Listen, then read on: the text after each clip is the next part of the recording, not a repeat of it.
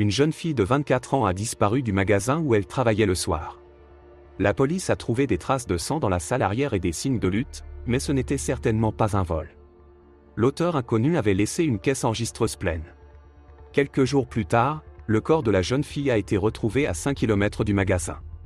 L'enquête sur cette terrible affaire a duré 25 ans. Ce n'est qu'un quart de siècle plus tard qu'il est devenu connu ce qui était arrivé à Lisa Siger. Lisa Maria Siger est née le 24 mars 1968 à Holyoke, dans le Massachusetts. Elle a grandi dans une famille unie avec 3 autres enfants en plus d'elle. Ils vivaient dans une ville appelée Agawam. Dès son plus jeune âge, la jeune fille aimait la musique et a appris à jouer plusieurs instruments. Pendant un moment, elle a même été membre du groupe de musique scolaire. Après le lycée, Lisa est allée à l'université d'État de Westfield, où elle a obtenu son diplôme d'enseignante en 1990. En tant que stagiaire, elle a travaillé plusieurs quarts de travail en tant que conseillère dans un camp pour enfants et a également enseigné l'école du dimanche dans son église. Après cela, elle a pris un emploi d'assistante d'enseignement à l'école secondaire d'Agawam, où elle avait étudié elle-même. Elle a passé la plupart de son temps à travailler avec un groupe d'enfants ayant des besoins spéciaux. À l'âge de 24 ans, elle comprenait mieux ses élèves que n'importe quel autre enseignant. En même temps, elle était très professionnelle et essayait de s'assurer que chacun de ses élèves recevait la meilleure éducation possible. Elle travaillait également à temps partiel dans un magasin de cartes et de cadeaux local le soir. Le mercredi 15 avril 1992, elle a terminé son quart de travail à l'école vers 5 h et est allée au magasin, où elle devait travailler jusqu'à 9 h du soir. Vers 17h30, Sir Lin est venu travailler brièvement avec elle. Selon ses souvenirs, Lisa était de bonne humeur ce soir-là et rien ne présageait de problème. Le lendemain matin, la vendeuse Sophia Ménard est arrivée au magasin et était censée commencer son quart de travail à 9 h. À sa grande surprise, la voiture de Lisa était dans le parking. C'était étrange, car la jeune fille travaillait à l'école le matin et n'était pas censée être dans le magasin à la place des cours.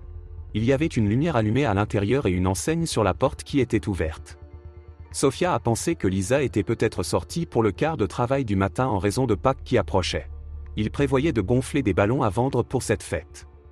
Sophia est entrée dans le magasin et a appelé Lisa par son nom, mais il n'y a pas eu de réponse.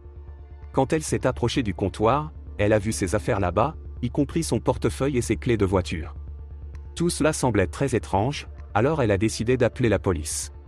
Une équipe est arrivée dans le magasin et a commencé leur inspection. Tout semblait normal dans la partie principale des locaux, mais il y avait une ouverture effrayante à l'arrière. Les officiers ont vu plusieurs boîtes écrasées avec des traces de sang dessus. Plus tard, ils ont trouvé plusieurs cartes éparpillées sur le sol, qui avaient également du sang dessus. Ils ont également trouvé une petite bosse sur la porte, qu'ils pensaient avoir été laissée par un coup de talon. Malgré tout cela, ils n'ont pas pu trouver de pistes utiles sur les lieux du magasin. Il est rapidement devenu connu que Lisa n'était pas non plus venue à l'école ce matin-là. Le directeur a même appelé sa mère pour demander si tout allait bien, mais sa mère ne savait pas où était sa fille non plus. La nouvelle de la disparition de Lisa s'est rapidement répandue dans la petite ville et en quelques heures, tous ses amis, sa famille et ses connaissances étaient sur le coup. La première chose que la police a faite a été de travailler sur une théorie de vol, mais cette théorie est immédiatement tombée à l'eau. Personne n'avait touché l'argent dans la caisse enregistreuse ou dans le portefeuille de Lisa, toute la marchandise était également là. Par la suite, les détectives ont commencé à reconstruire la chronologie des événements de cette soirée-là. Ils ont appris que la sœur de Lisa avait quitté le magasin vers 18 h. Après avoir parlé aux employés des magasins voisins, ils ont obtenu plus d'informations. Vers 19h20, Lisa a parlé avec le propriétaire du magasin de tapis à côté. Ils ont discuté d'un problème pressant avec le parking local, qui était occupé par les clients de la salle de bowling. Le propriétaire lui a dit qu'il ne risquerait pas lui-même d'exprimer son mécontentement envers les conducteurs qui se garaient devant leur magasin car beaucoup d'entre eux, a-t-il dit, étaient fous et dangereux. Lui et Lisa ont parlé pendant environ 15 minutes, après quoi il est rentré chez lui. Après avoir examiné la caisse enregistreuse, la police a déterminé que la dernière fois que de l'argent y avait été déposé était à 20h20. Les détectives ont également trouvé une femme qui était entrée dans le magasin vers 9h05. La porte était ouverte, mais le commis n'est jamais sorti. La femme pensait avoir entendu du bruit venant de la salle arrière, mais elle a décidé de partir. Ainsi, la police a établi une fenêtre approximative de la disparition de Lisa. À 20h20, elle a servi son dernier client et à 9h quelque chose lui est arrivé. Les détectives devaient découvrir ce qui s'était passé pendant ces 40 minutes. Les enquêteurs locaux ont été aidés par le FBI et la police d'État. Ensemble, ils ont organisé une recherche massive. Les équipes de pied ont ratissé la zone entourant le magasin, et plusieurs hélicoptères ont fouillé le terrain plus éloigné. Des chiens policiers ont également été amenés au magasin dans l'espoir qu'ils pourraient trouver la trace de Lisa. Malheureusement, rien de tout cela n'a donné de résultat. Les enquêteurs ont compris que Lisa n'avait clairement pas quitté le magasin de son propre gré, alors le 17 avril, le chef de la police locale a annoncé un reclassement de l'affaire. Alors qu'il s'agissait auparavant d'une affaire de personnes disparues, 2 jours après sa disparition, la police enquêtait déjà sur un enlèvement. Le dimanche matin du 19 avril, toutes les églises locales ont prié pour que Lisa soit retrouvée vivante et indemne. C'était Pâques, mais il n'y avait pas du tout d'esprit de vacances. Vers 14 h, la police a reçu un appel. Un homme promenait son chien en périphérie de la ville, près de la route 75. En marchant le long d'une zone boisée, il a remarqué le corps d'une femme et a immédiatement contacté les autorités. Les officiers sont arrivés sur les lieux et ont identifié Lisa Siger. Ils ont trouvé plusieurs blessures sur son corps provenant d'un objet tranchant. Plus tard, les experts médicaux ont déterminé que la fille avait également été maltraitée. Son corps se trouvait à environ 5 km du magasin. Cela signifiait que le coupable avait probablement conduit la fille ici en voiture. Les détectives ont immédiatement bouclé la zone et se sont déplacés en file unique afin de ne pas compromettre les preuves potentielles. Il pleuvait ces jours-là et il y avait plusieurs traces de pneus sur la route en terre détrempée. Malheureusement, la police n'a pas pu trouver les armes ou tout autre élément tangible. La nouvelle que Lisa était la victime d'un tueur brutal inconnu s'est rapidement répandue dans la ville. Un service d'adieu a été organisé à l'église où la fille enseignait le dimanche. L'événement a été suivi par près de 1000 personnes. Les habitants de la petite ville, habitués à une vie calme et sûre, sont tombés dans un état proche de la panique. De nombreux commerçants ont éliminé les cars seuls, et les collègues se sont accompagnés mutuellement jusqu'à leur voiture. Les sections d'autodéfense étaient surpeuplées en quelques jours. De plus, environ 300 femmes ont demandé des permis de port d'armes à feu. Toute la ville craignait qu'un criminel inconnu ne frappe à nouveau. Pendant ce temps, la police et le FBI travaillaient presque 24 heures sur 24 sur l'affaire. Bientôt, il est devenu connu qu'ils avaient réussi à obtenir un échantillon d'ADN de la scène du crime qui pourrait appartenir au tueur. Ils ont élaboré la théorie selon laquelle le petit ami de Lisa était impliqué, mais il avait un alibi et son ADN ne correspondait pas à l'échantillon trouvé. Les amis, collègues de travail et proches de la jeune fille ont également été soumis à des tests d'ADN et encore une fois, aucun match n'a été trouvé. La police a également reçu de nombreux conseils de résidents locaux. Certains ont signalé avoir vu une voiture suspecte la nuit du meurtre de Lisa. D'autres ont assuré qu'ils connaissaient le nom du coupable. Mais toutes ces pistes n'ont rien donné et les détectives les ont écartées. À partir des traces de pneus sur la route près de l'endroit où le corps a été trouvé, la police a déterminé qu'elles avaient été laissées par une camionnette ou un gros VUS. Les détectives ont interrogé tous les conducteurs de véhicules similaires et n'étaient pas plus proches de capturer le coupable, mais ils ont pu trouver un témoin qui avait peut-être vu le même véhicule. Une employée d'un magasin près de l'endroit où Lisa travaillait rentrait chez elle vers 9h15 du soir. Arrêtée à un feu de circulation, elle a vu un gros VUS quitter la route et se diriger vers l'endroit où le corps de Lisa serait plus tard trouvé. La femme n'a pas pu décrire la voiture plus en détail car il faisait sombre dehors. Elle a seulement noté qu'elle croyait qu'il y avait un homme et une femme dans la voiture. Elle a ajouté le fait étrange que lorsque la voiture s'est engagée sur la route de terre, la tête de la femme tressautait de manière anormale, comme si elle était endormie ou inconsciente. Hélas, cette information n'a pas non plus aidé à trouver le suspect. Toutes les pistes ont depuis abouti à une impasse. La police a continué à travailler sur l'affaire, mais à mesure que les mois passaient, l'espoir de résoudre ce mystère macabre s'estompa. 1 an et demi s'est écoulé avant que la famille et les amis de Lisa ne bénéficient d'une nouvelle chance de découvrir la vérité. En octobre 1993, une émission de télévision nationale a été consacrée à l'affaire. Le programme populaire diffusait des histoires sur des affaires non résolues, qui attiraient énormément l'attention. Parfois, cela conduisait à de nouveaux témoins pour la police et l'affaire reprenait de l'ampleur. Le cas de Lisa ne faisait pas exception. Dans l'heure qui a suivi la diffusion, la police a reçu plusieurs centaines d'appels de personnes ayant une certaine information. Comme c'est généralement le cas, la plupart de ces pistes n'ont rien donné, mais la police a examiné chacune d'entre elles. Selon le détective, ils ont été en mesure d'identifier quelques pistes précieuses, mais ils n'ont pas précisé lesquelles. Malheureusement, cela n'a rien donné non plus. Au fil des ans, les chances de résoudre l'affaire ont diminué régulièrement. La famille de Lisa a fait tout son possible pour s'assurer que son héritage ne soit pas oublié. Bien que sa carrière d'enseignante ait été écourtée, les proches de Lisa ont fait une grande contribution au système éducatif d'Agawam. En 1995, ses parents ont donné 11 000 $ à la division des sciences de l'école où Lisa travaillait. Ces fonds ont été utilisés pour acheter du matériel et soutenir les cours de génétique.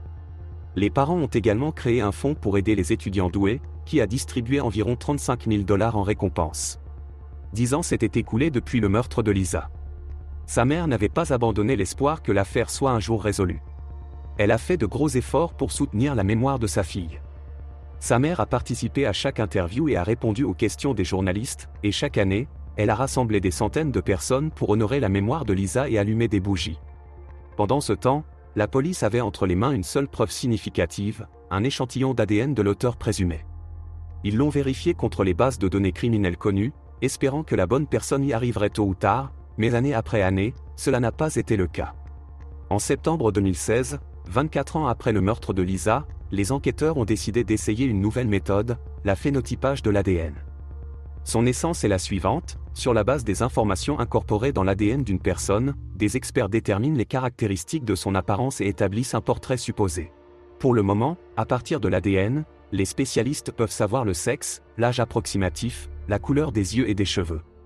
Le portrait généré à partir de ces données n'est pas toujours précis, mais parfois, la coïncidence avec le visage d'une personne réelle est étonnante.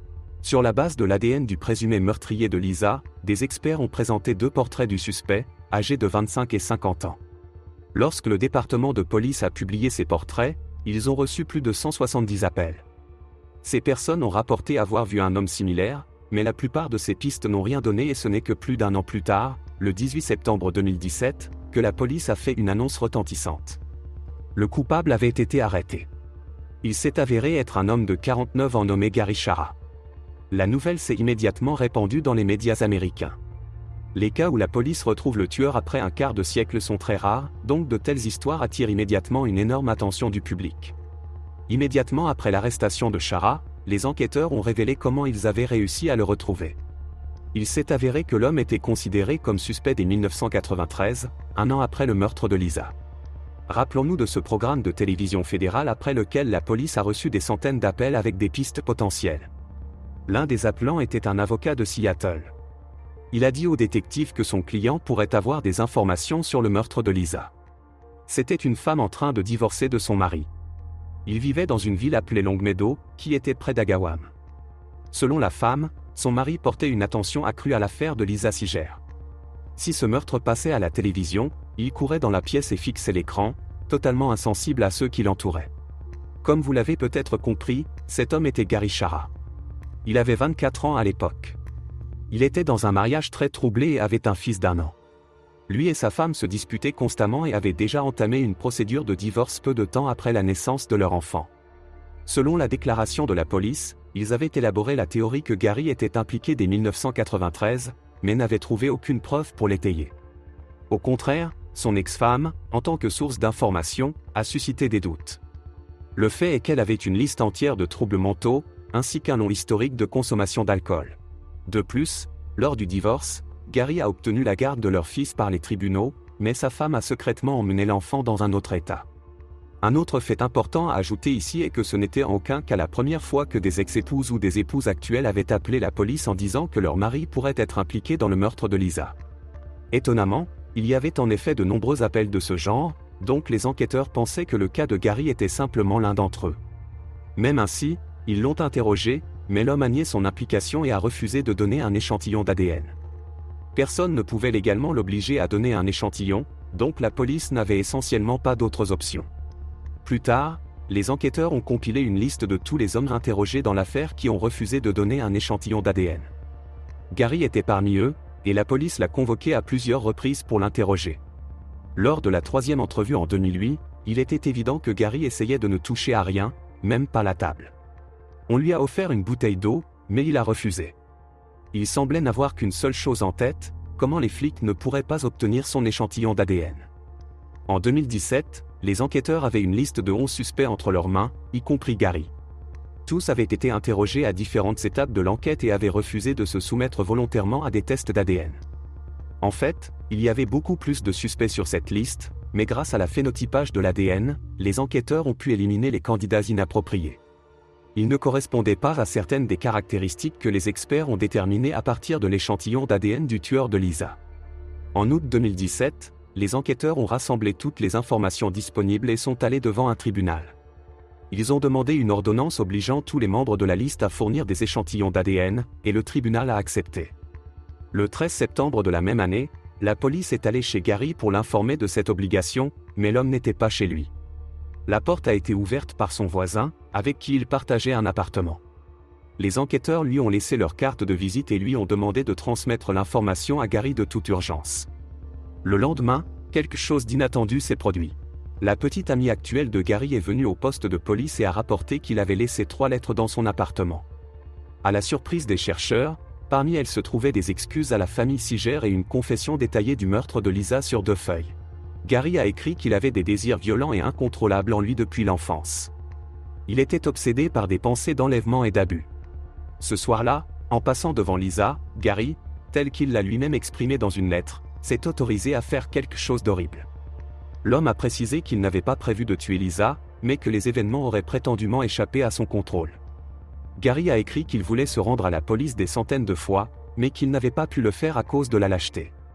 Il a déclaré qu'il avait vécu avec de la haine de soi toutes ces années. À la fin de la lettre, il a déclaré qu'il prévoyait de mettre fin à sa vie. La police a immédiatement commencé à chercher Gary, et bientôt sa voiture a été repérée dans le parking d'un hôpital à Stafford Springs. Il y avait une autre lettre de suicide sur le pare-brise. Il s'est avéré que l'homme avait ingéré des médicaments puissants, mais s'était immédiatement installé dans sa voiture et s'était précipité vers l'hôpital le plus proche, où il a été évacué. Dès que les médecins ont fini de l'aider, la police a arrêté Gary et l'a emmené au poste. Dans le même temps, un juge a délivré un mandat de perquisition pour son appartement ainsi que l'appartement de sa petite amie.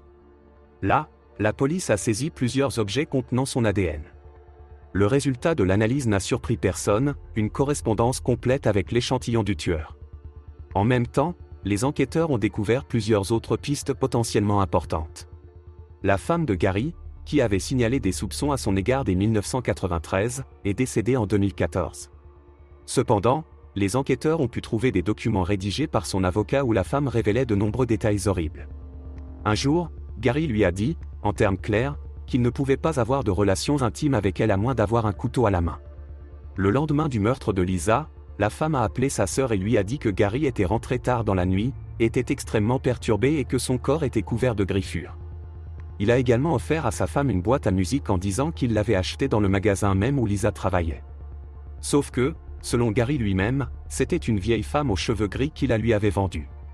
Le problème est qu'aucun employé correspondant à cette description n'a jamais travaillé là-bas.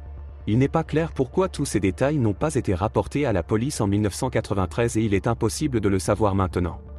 En détention, Gary a soudainement proclamé son innocence et a refusé de confesser ce qu'il avait fait.